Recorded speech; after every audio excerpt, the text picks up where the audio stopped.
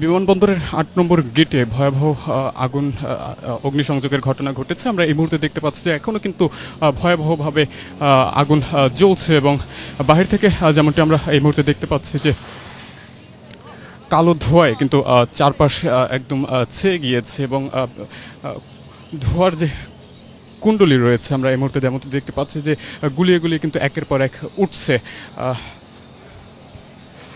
দর্শক, যেমনটি ফায়ার সার্ভিসের পক্ষ থেকে জানানো হয়েছে যে বিকেল 2টা 30 মিনিটের দিকে আনুমানিক আগুনের ঘটনা বা সূত্রপাত ঘটে। এরপরে সাথে সাথে তাদের 5টি ইউনিট এখানে পৌঁছায় এবং এই মুহূর্তে প্রায় 32টির উপরে ফায়ার সার্ভিসের ইউনিট কাজ করছে এখানে আগুন নেভানোর জন্য।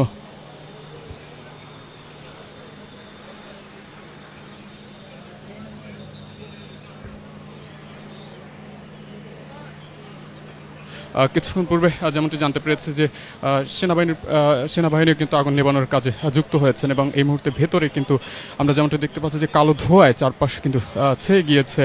হঠাৎ করে এই অগ্নি দুর্ঘটনার ঘটনা ঘটে এবং আগুন কিন্তু এখনও ভেতরে জ্বলছে, অর্থাৎ আগুন নেভানোর কাজে কিন্তু আইনশৃঙ্খলা বাহিনীর সদস্যরাও যুক্ত হয়েছে ফায়ার সার্ভিসের সাথে। আমরা এই মুহূর্তে কিন্তু তেমনটি দেখতে পাচ্ছি। ফায়ার সার্ভিসের পক্ষ থেকে যেমনটি জানানো হয়েছে একটু কিছুক্ষণ পূর্বেই যে